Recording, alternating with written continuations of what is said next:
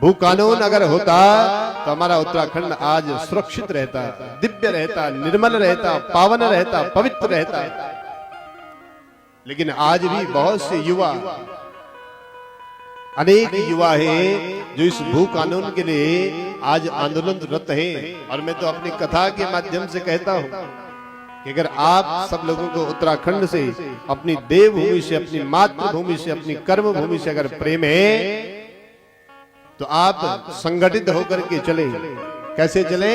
संगठित होकर के चले। ये छोड़िए ये पार्टी कि हम इस पार्टी के, हम उस पार्टी के हैं। कोई पार्टी किसी को कुछ नहीं देती है।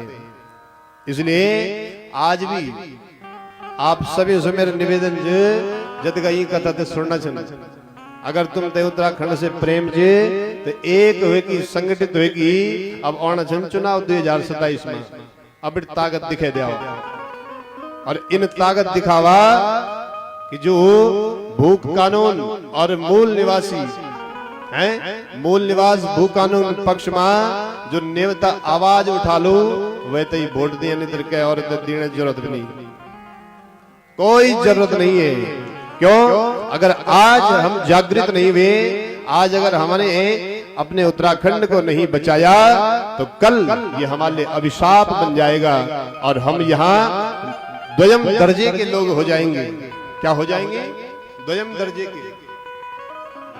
आज आप विचार करिए, देखिए जरा हमारा जो ऋषिकेश है कितना सुंदर लगता था। सन 2000 की बात है तो यहाँ पर ऐसा लगता था कि साक्षात ऋषि मुनियों की पावन धरती है। लेकिन आज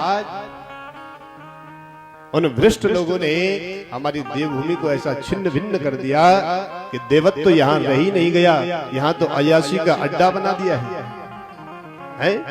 घर घर में शराब बिक रही है, लोग नशे की ओर बढ़ रहे हैं। हमारे जो युवा हैं वो बर्बादी की कगार पर हैं। माता पिता बड़े श्रद्धा के साथ, बड़ी लगन के साथ अपने संतान को पालते हैं और वो बड़ा होकर के नशे में डूब जाता है। बहुत से ऐसे बच्चे हैं जिन्होंने घर का सारा सामान बेच दिया। माता पिता दुखी है, बोले इन सबको कौन सुरक्षित करेगा? भाई हमारा अगर नेतृत्व अच्छा हो तो किसी की मजाल क्या हो कि कोई नशे का व्यापार कर सके। देवभूमि की ये हालत हो गई कि आप जिस चौराहे पर खड़े हो जाओ वहां पर मदिरा बिक रही है। हमने ऐसा सोचा था? ऐसा उत्तराखंड सोचा था किसी ने? है? किसी ने नहीं सोचा था। लेकिन आज आप और हमें केवल आपस में लड़ते रहते हैं। सब यही सोचते हैं कि हम क्या मतलब हमारे तरफ जाई हो। लेकिन याद रखना, चिंगारी पहले बहुत छोटी होती है। क्या होती है? हम यही सोचते हैं कि बगल वाले का तो जला, हमारा थोड़ी जला। लेकिन चिंगारी जब फैलेगी तो प्यारे याद रखना, एक का नहीं बोले तुम्हारा भी नंबर आएगा, तुम्हारा भी आएगा। और जब तुम्हारा नंबर आएगा कि जाके पग फटी न बिवाई, वो पीर पराई क्या जाने। जिसके पैरों में बिवाई नहीं फटी है वो दूसरे की पीड़ा को नहीं जान सकता। इसलिए आज भी मैं निवेदन कर रहा हूं सबसे कि अगर तुम अपनी जन्मभूमि मातृभूमि से प्रेम करते हो तो भू कानून, मूल निवास, इसके लिए आवाज उठाओ, संगठित हो जाओ।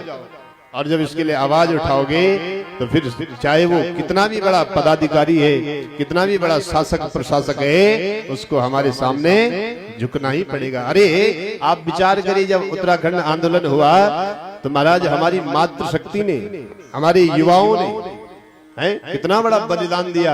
लेकिन जब ठान लेती है देवभूमि की माता, तो वो माता है कि जो अपने बच्चे को दुग्धपान करा करके, बड़ा करके और बड़ा हृदय दिखा करके अपने पुत्र को देश की सीमा पर भेज देती कि जा दुश्मनों से लड़, उनको समाप्त कर दे।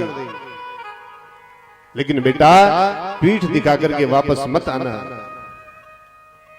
मातृभूमि की रक्षा करते करते जब एक माँ का लाल जब देश की सीमा पर शहीद हो जाता है तो वो माता पिता गर्व से साथ कहते हैं कि मेरा पुत्र है, मुझे उस पर गर्व है, उसने देश की सेवा के लिए अपना बलिदान दिया है।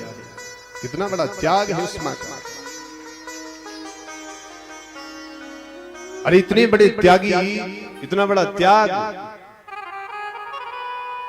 तो मैं यहां से निवेदन करना चाहूंगा उत्तराखंड में बैठे हुए उन शासक और प्रशासकों से, एक दिन आएगा जब हमारे उत्तराखंड जागेगा, और जब उत्तराखंड जागेगा तो फिर आपको हमारी बात को स्वीकार करना ही पड़ेगा।